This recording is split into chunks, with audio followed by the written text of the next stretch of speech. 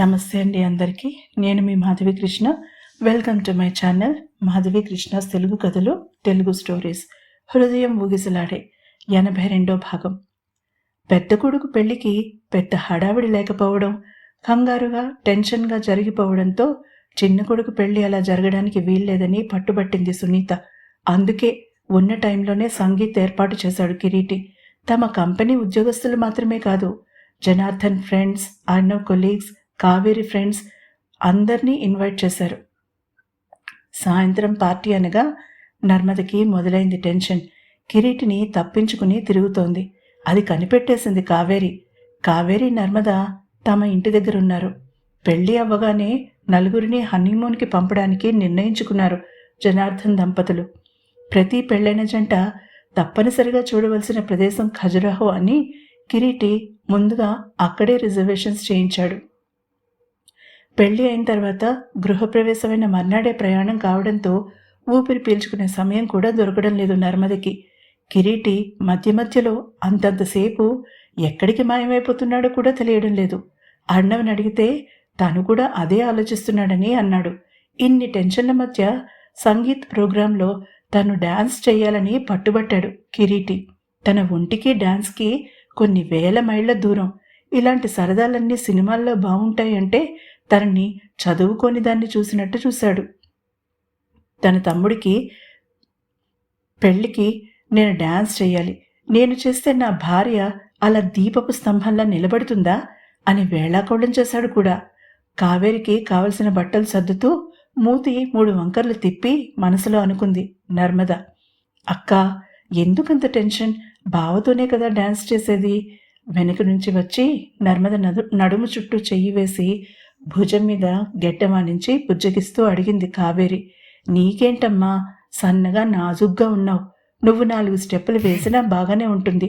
ఈ శరీరంతో నేను గెంతితే చండాలంగా ఉంటుంది. కావేరి తల నిమురుతూ అంది నర్మద. నువ్వు ఈ జన్మకి నీ శరీరం గురించి సిగ్గుపడడం మానవా? అక్కకి దూరం జరిగి కోపంగా అంది కావేరి. చిన్నగా నిట్టూర్చింది నర్మద. నా ఉద్దేశం అది కాదు చిన్నా. ఇంటికి పెద్ద కోడల్ని కదా, అలా గెంతితే ఏం బాగుంటుందని నా ఉద్దేశం. అదేం కాదు, నాకు తెలుసు నీ ఉద్దేశం. కిరీటి నీ వైపు చూడడం ఎప్పుడైనా చూసావా నువ్వు? అడిగింది అక్కని సీరియస్గా. అర్థం కానట్టుగా చూసింది నర్మద ఆమె వైపు తిరిగి. చిన్నపిల్లాడు చాక్లెట్ వైపు చూసినట్టు చూస్తాడు. ఎప్పుడు ఛాన్స్ దొరుకుతుందా, ఎప్పుడు కొరుక్కు తిందామా అని. ఇంకా నీకు బాడీ షేమింగ్ గురించి భయం ఎందుకు? దబాయించింది అక్కని కావేరి. ఆమె మాటలు నర్మదకి ముందు రాత్రి కిరీటితో తన అనుభవాన్ని గుర్తు చేశాయి. మొహం ఎర్రగా కందిపోయింది. గుర్తొచ్చిందా ఏదైనా స్వీట్ మెమరీ? అక్కని ఆట పట్టించింది కావేరి. దొంగపిల్ల, నేను నిన్ను ఆట పట్టించాలి, నువ్వు కాదు. చెల్లెలు వెంటపడి తరిమింది నర్మద. ఇల్లంతా అక్కా చెల్లెళ్ల నవ్వులతో నిండిపోయింది. హాల్లో గోడకి ఉన్న వాళ్ళ తల్లిదండ్రుల ఫోటోలు ఆనందంగా వాళ్ళని చూస్తున్నట్టుగా చిరునవ్వును నింపుకుని ఉన్నాయి. అదే సమయానికి కిరీటి ఒక వ్యక్తితో ఒక ప్రైవేట్ బంగళాలో సీరియస్గా మాట్లాడుతున్నాడు. మీరు చెప్పేది నిజమేనా? సీరియస్గా అడిగాడు కిరీటి. ఈ విషయంలో అబద్ధం చెప్పవలసిన అవసరం నాకేముంది మిస్టర్ కిరీటి? రాజ్ వల్ల నష్టపోయిన వాళ్లలో నేను కూడా ఒకడిని. వాడిని ఎదిరించి నిలబడే వాళ్లలో మీరు ఉన్నారని తెలిసింది. అందుకే మీకు కబురు పంపాను. నేను బయట ఎవరిని కలుసుకునే పొజిషన్లో లేను అంటూ తన పక్కనే ఉన్న ఒక ఫైల్ని తీసి అతనికి అందించాడు. బెదిరింపులకు లొంగని వాళ్ళని బ్లాక్మెయిల్తో ఎలా లొంగ తీసుకుంటాడో బయట పెట్టే రుజువులివి. వాడి ఫోన్ కాల్స్, మెసేజెస్ లిస్ట్ సంపాదించినా ఎవరికి ఇవ్వాలో తెలియలేదు చెప్పాడతను. అలాంటి వాళ్ళు అరెస్ట్ అయినా ఉపయోగం లేదు, ఇట్టే బయటకు వస్తారు సాలోచనగా అన్నాడు కిరీటి. అప్పటికే రాజ్ ఇంటి మీద ఇన్కమ్ ట్యాక్స్ డిపార్ట్మెంట్ దాడి చేసి చాలా డాక్యుమెంట్స్ని స్వాధీనం చేసుకుంది. వాటికి సంబంధించిన న్యూస్ మీడియాలో హల్చల్ చేస్తోంది. సరిగ్గా ఇదే సమయంలో ఇవి కూడా బయటికి వస్తే తేరుకోలేని దెబ్బ వాడికి. సరిగ్గా అర్ణవ్ కావేరి మెడలో తాళి కడుతున్నప్పుడు పడుతుంది ఫైనల్ దెబ్బ. ఇక కోలుకోలేని దెబ్బ. రాజ్ చరిత్ర పూర్తిగా భూస్థాపితమయ్యే దెబ్బ. కిరీటి సాలోచనగా అనుకున్నాడు. ఆ ఫైల్ని అందుకుని లేచి నిలబడ్డాడతను. ఇది మీ చెల్లెలి జీవితం అని తెలిసి కూడా నాకు హెల్ప్ చేస్తున్నారు. థ్యాంక్ యూ అన్నాడు కిరీటి గంభీరంగా. ఆమె జీవించలేదు మిస్టర్ కిరీటి. భయంతో ఆత్మహత్య చేసుకుంది. నాతో మనసు విప్పి మాట్లాడి తన భయం చెప్పుకుని ఉంటే ఆ రాజుగాడిని అప్పుడే చంపేసుండేవాడిని. ఆమె పోయాక విషయాలన్నీ బయటికొచ్చాయి. అప్పటికే ఆమె వీడియోస్ ఇంటర్నెట్లో వైరల్ అయిపోయాయి. అవి ఆపడం చేతకాక చనిపోయిన అమ్మాయి గౌరవాన్ని ఎలా కాపాడాలో తెలియక ఇదిగో ఇలా అజ్ఞాతవాసంలో కాలం గడుపుతున్నాను. ఈ విషయాలు బయటికి వచ్చి మరికొందరు ఆడపిల్లలు జాగ్రత్త పడితే అంతకన్నా కావలసినదేముంది అన్నాడతను. అతనికి షేక్ హ్యాండ్ ఇచ్చి అక్కడి నుంచి బయటపడ్డాడు కిరీటి.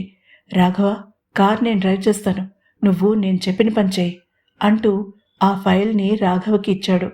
పాసెంజర్ సీట్లో సెటిల్ అయ్యాడు రాఘవ. కిరీటి కార్ స్టార్ట్ చేసి క్షణాల్లో కార్ని ఆ బంగ్లా గేట్లో నుంచి బయటికి పోనిచ్చి మెయిన్ రోడ్ మీదకి దూకించాడు. వైజాగ్ సిటీకి బాగా దూరంగా ఉంది ఆ బంగ్లా. అక్కడ నుంచి హైవే ఎక్కించాడు కార్ని కిరీటి. శరవేగంతో సిటీలోకి దూసుకుపోతోంది కార్. రాఘవ తనకి అప్పగించిన బాధ్యతని పూర్తి చేసే పనిలో ఉన్నాడు. సరిగ్గా అరగంటలో సిటీలోకి ఎంటర్ అయింది కార్. అప్పటికి రాఘవ పని కూడా పూర్తయింది. సాయంత్రం నుంచి ప్రతి అరగంటకి ఒకసారి ప్రతి న్యూస్ ఛానల్లోనూ ఇది రిపీట్ అవుతుంది బాస్ చెప్పాడు రాఘవ. గుడ్ మెచ్చుకున్నాడు కిరీటి. అతని ఆస్తులకి సంబంధించి ఈడీ అతనికి నోటీస్ పంపించింది చెప్పాడు రాఘవ. Good news. అలానే ఈ రాత్రి సంగీత్ పార్టీ లైవ్ వీడియో వాడు చూడాలి చెప్పాడు కిరీటి సీరియస్గా. కావేరి నర్మద ఆనందంతో డ్యాన్స్ చేస్తుంటే వాడు చూసి తీరాలి ఖచ్చితంగా చెప్పాడు తన నిర్ణయాన్ని రాఘవకి కిరీటి. సరే బాస్ ఒప్పుకున్నాడు అతను. దానికి తగిన అరేంజ్మెంట్స్ గురించి ఆలోచించడం మొదలుపెట్టేశాడు రాఘవ. మరొక పావుగంటలో ఇంటికి చేరుకున్నాడు కిరీటి. అమ్మకి ఒకసారి కనిపించేసి వస్తాను, ఇద్దరం నిమ్మి ఇంటికి వెళ్దాం, వాళ్ళని తీసుకురావాలి కదా, నువ్వు ఈ లోపుగా భోజనం చేసే తన చేతికి ఉన్న వాచ్ చూసుకుంటూ రాఘవతో అన్నాడు కిరీటి. కార్ గేట్ లోపలికి చేరుకోగానే తాళాలు కార్కి ఉంచేసి చకచకా లోపలికి నడిచాడు కిరీటి. సరిగ్గా 7 గంటలకి ప్రారంభమైంది సంగీత్ పార్టీ. నీహార్ ముందే వచ్చేశాడు. పెళ్ళయిందన్నా కొరకొర అర్ణవ్ వైపు చూస్తూ అడిగాడు ప్రిన్స్ నీహార్. పెళ్లి గురించి అడిగేవా? వేరే ఏదో అనుకున్నాను, అదనుకుని అయ్యిందని చెప్పేశా కన్ను కొట్టి అన్నాడు అర్ణవ్. ఉడుక్కున్నాడు నీహార్. అతి తక్కువ కాలంలోనే అర్ణవ్ బెస్ట్ ఫ్రెండ్గా మారిపోయాడు నీహార్. పైకి కనిపించే డాబు దర్పం ఉన్న మనిషి అతను కాదని అర్థం చేసుకోవడానికి ఎంతో సమయం పట్టలేదు అర్ణవ్కి. ఇంతమందిలో నీకు కావలసిన అమ్మాయి ఎక్కడో దొరక్కపోదు, సరిగ్గా చూసుకో అటుపక్క నుంచి ఒక సలహా విసిరాడు కిరీటి. అప్పటికే అతను ఏర్పాటు చేసిన ఫేమస్ బ్యాండ్ హార్ట్ బీట్ వచ్చి ఉంది. హార్ట్ బీట్ ఇండియాలోనే కాదు, ఇప్పుడిప్పుడు ఇంటర్నేషనల్గా కూడా పేరు ప్రఖ్యాతలు సంపాదించుకుంటున్న orchestra. Heart beat main leader Krishnadev, అతను లీడ్ సింగర్, అతని పార్ట్నర్ కౌస్తుభ. వాళ్ళకి కీబోర్డ్ ప్లేయర్, గిటారిస్ట్, వయలినిస్ట్ కూడా ఉన్నారు. ముందుగా కృష్ణదేవ్ కౌస్తుభల యుగళ గీతం ప్రారంభమైంది. స్లో మెలడీ మొదలుపెట్టాడు అతను. అద్భుతమైన అతని గాత్రం శ్రోతల్ని మెస్మరైజ్ చేస్తోంది. మాటే మంత్రము మనసే మంత్రము అంటూ వాళ్ళిద్దరి గొంతుల్లో నుంచి జాలువారుతూ ఉంటే అప్రయత్నంగా కిరీటి నర్మదని తన దగ్గరికి తీసుకున్నాడు.